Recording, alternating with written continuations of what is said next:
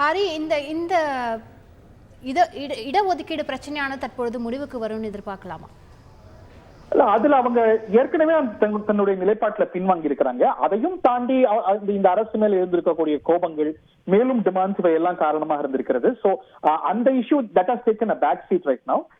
இப்போ நமக்கு வரக்கூடிய தற்போதைய செய்திகள் அப்படின்னு பார்க்கும்போது, போராட்டக்காரர்கள் ஷேக் ஹசீனா ராஜினாமா செய்ததை தொடர்ந்து அவருடைய அலுவல் பூர்வமான இல்லத்துக்கு சென்று அங்க கலவரத்துல ஈடுபட்டிருக்கிறாங்க, அங்க தாக்குதல்ல ஈடுபட்டிருக்கிறாங்க அப்படிங்கிறத பார்க்கிறோம். அங்க நாற்காலிகள் மற்றும் அங்க இருக்கக்கூடிய பொருட்களை எல்லாம் தூக்கி போட்டு உடைத்திருக்கிறாங்க.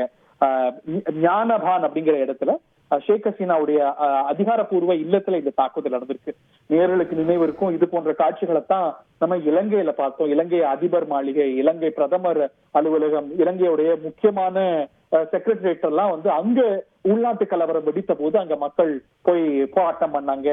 அங்க இதே போன்ற காட்சிகளை பார்த்தோம். கிட்டத்தட்ட அதே போன்ற ஒரு சூழலை நம்ம வங்கதேசத்துல பார்க்கிறோம். அங்க law and order break down சொல்லுவாங்களே, ஒரு சிவில் ஆர்டர் பிரேக் டவுன் ஆகியிருக்கிறது. அதை கட்டுக்குள்ள கொண்டு வரதுக்கு அங்க வங்கதேசத்துடைய மற்ற அமைப்புகள் களமிறங்க கூடும் அப்படின்றது தகவல். அதுல ராணுவத்துடைய பங்கு அப்படிங்கிறது ரொம்ப முக்கியமானது. இன்னும் சற்று நேரத்துல ராணுவத்துடைய தலைமை தளபதி நாட்டு மக்கள் கிட்ட உரையாடுவார்.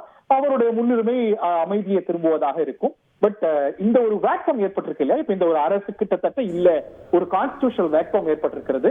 அடுத்து வரப்போவது ராணுவ ஆட்சியா இல்ல வேற ஏதாவது இடைக்கால ஏற்பாடுகள் வரப்போகுதா அப்படிங்கறத நம்ம பொறுத்திருந்து பார்க்கணும். இப்போ நம்ம பார்க்கக்கூடிய விஷயம், ஷேக் ஹசீனா ராஜினாமா செய்திருக்கிறார். ராஜினாமா செய்ததோடு மட்டுமல்லாம நாட்டை விட்டு வெளியேறி இருக்கிறார் அப்படின்னு. கிட்டத்தட்ட இலங்கையில இந்த ஒரு பொருளாதார கிரைசிஸ் வந்த போது 2022 நினைக்கிறேன், 22 23 அந்த சமயத்துல கூட அங்க அதிபர் வெளியேற வேண்டிய ஒரு சூழல் ஏற்பட்டது. அங்க ஒரு சிவில் அன்ரெஸ்ட் ஏற்பட்டது. அந்த கவர்மெண்ட் மெஷினரி கிட்டத்தட்ட உடைந்து போனது. Break down of government machinery. அதே போன்ற ஒரு சூழல் தான் இங்க இடஒதுக்கீடு மட்டுமல்லாது பொருளாதார காரணங்களும் ரொம்ப முக்கியமானதாக இருக்கிறது. அதனது வெளிப்பாடுதான் நம்ம பார்க்கின்றோம். அங்க நிறைய பொருளாதார சவால்கள் இருக்கு. எதிர்கட்சிகள் ஒடுக்கப்படுறாங்க. அங்க ஜனநாயகமே இல்ல.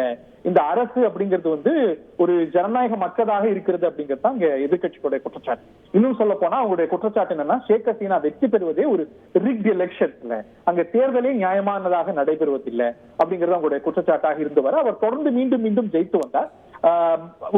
அதுல அந்த கவர்மெண்ட் மேல ஒரு நம்ம ஊர்ல ஆன்டி இன்கம்பன்சி சொல்லுவோம்ல, தொடர்ந்து அவருடைய ஆட்சி நீடிக்க அந்த ஆட்சியே வரக்கூடிய முறைகளே சர்வதேச பார்வையில சந்தேகம் உள்ளாக, அந்த ஆட்சி மேல அதனது செயல்பாடுகள்ல அவநம்பிக்கை ஏற்பட, இதெல்லாம் சேர்ந்தே இந்த இடஒதுக்கீடு விவகாரம் இவையெல்லாம் மூதாகரமாக ஒரு மாணவர் போராட்டமாக ஆரம்பித்து அந்த சிவில் சொசைட்டியுடைய மற்ற அங்கத்தினர் பங்கு கொண்டு ஒரு பெரிய பிரச்சனையாக மாறி ஷேக் ஹசீனா அரசையே கவிழ்த்திருக்கிறது அப்படிங்கறதான் பார்க்கணும்.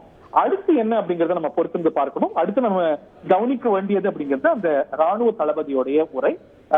இன்னைக்கு அரசு அப்படிங்கிறது செயலிழந்து போக இப்ப இருக்கக்கூடிய வலுவான அமைப்பு அப்படிங்கிறது வங்கதேச ராணுவம் தான். அந்த ராணுவம் என்ன நடவடிக்கை எடுக்க போகிறது, இது ராணுவ ஆட்சி அமல்படுத்த போகிறதா, தற்காலிகமாக பதவியில் இருக்க போகிறதா, இவையெல்லாம் பொறுத்திருந்து பார்க்கணும்.